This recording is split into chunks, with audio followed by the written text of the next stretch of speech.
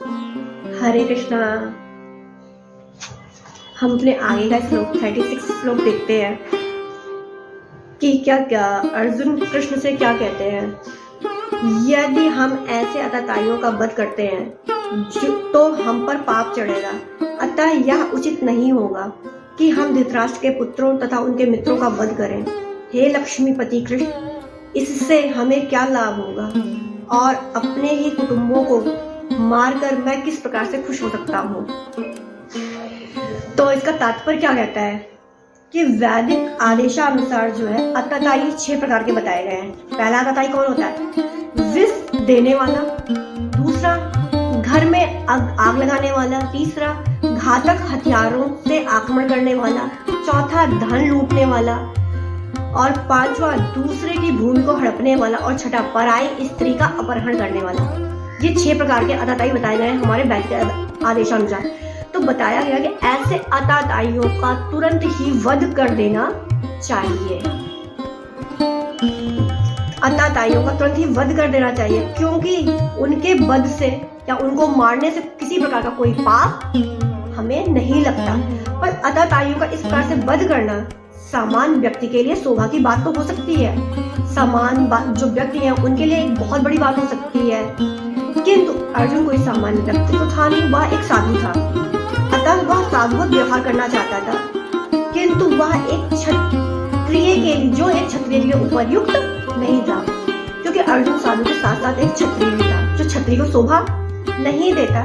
यद्यप राज्य के प्रशासन के लिए उत्तराधिकारी व्यक्ति को साधु की तरह प्रकृत होना चाहिए, किंतु उसे कायर नहीं होना चाहिए। उदाहरण के लिए बताया गया जो राम है, हमारे श्री कृष्ण और हमारे रामचंद्र जी, वो सबसे बड़े इतने बड़े साधु थे कि लोग आज भी राम राज्य में रहना पसंद करते हैं, किंतु वो कायर नहीं थे। उन्होंने अपनी कायरता का किसी प्रकार का कोई प्रदर्शन नहीं किया, क्योंकि जब रावण ने उनकी पत्नी सीता का अपहरण किया तो वो एक तरह का अताताई था, तो उन्होंने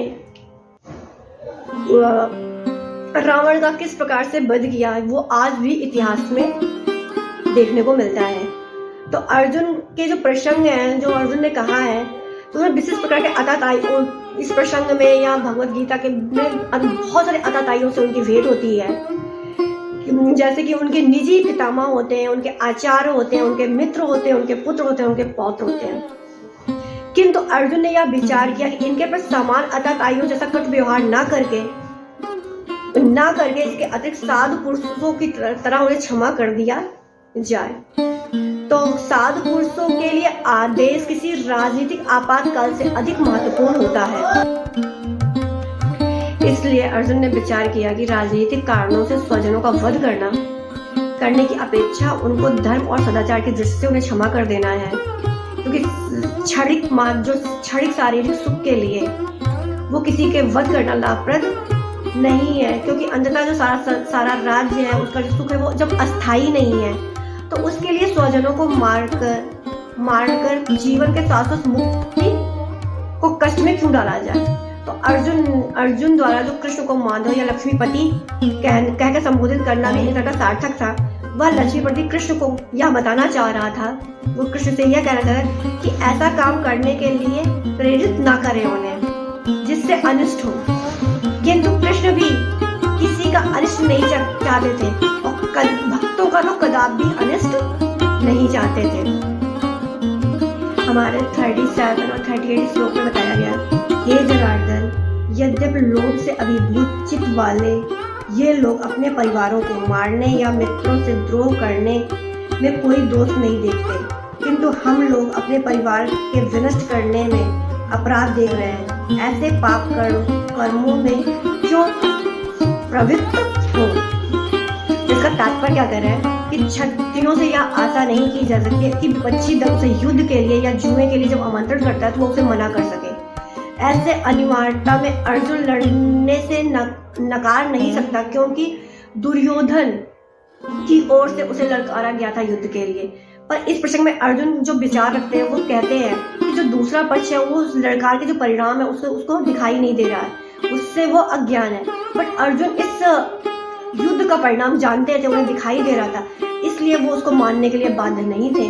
उनका कहना है कि अगर परिणाम अच्छा हो तो कर्तव्य तो कर्तव्य वस्तुतः पालनीय होता है, किंतु अगर परिणाम अच्छा नहीं है तो उसको मानने के लिए वो बाध्य नहीं है। इसलिए पक्ष और विपक्ष को विचार में रखते हुए अर्जुन ने युद्ध करने से मना कर रहे थे। वो युद्ध से इनकार कर रहे थे। हमारे 39 श्लोक में कहा गया है कि कुल का नाश होने पर सनातन कुल की परंपरा है वो नष्ट हो जाती है तथा इस तरह शेष कुल भी अधर्म के प्रवृत्त हो जाते हैं। इसमें ये बताया गया, इसका तात्पर्य है कि अगर हम अपने जो वर्ण आश्रम व्यवस्था है वो धार्मिक परंपराओं का, उसमें बहुत सारे नियम है जिनकी सहायता से परिवार के सदस्य ठीक से उन्नति कर पाते हैं और जन्म से लेकर मृत्यु तक परिवार में बहुत सारे संस्कार होते हैं जिसके लिए वयोवृद्धों का या बड़ों जनों का होना बहुत जरूरी है। अगर इस युद्ध में हमारे वयोवृद्ध जो है, हमारे परिजन जो है, अगर वो मारे जाते हैं तो हमारे यहाँ की जो पारिवारिक परंपराएं हैं वो रुक जाएंगी और जो कुछ लोग बचेंगे तो उनके बीच से एक तरह से संकर प्रवृत्ति के या संकर लोगों से जो संतानें उत्पन्न होंगी उनसे किसी भी प्रकार का हमारा हित नहीं हो सकता। तो हम अधर्म व्यवसायों के प्रवृत्त होने से मुक्ति लाभ से वंचित हो जाएंगे। अतः किसी भी कारण से अगर परिवार के वयोवृद्ध का वध नहीं होना चाहिए, किसी भी कारणवश परिवार के जो वयोवृद्ध है उनका वध नहीं होना चाहिए, जिससे हमारे कुल की जो परंपरा है वो बनी रहे।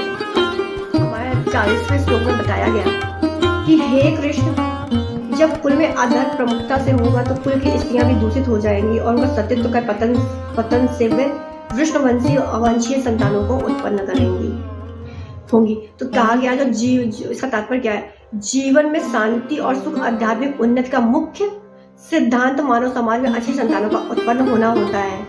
वर्णाश्रम धर्म के नियम इस प्रकार बनाए गए हैं कि राज्य और जाति के आध्यात्मिक उन्नति से समाज में अच्छी संतानें उत्पन्न हो। ऐसी संतान समाज में स्त्री के सतीत्व और उनकी निष्ठा पर निर्भर होती हैं।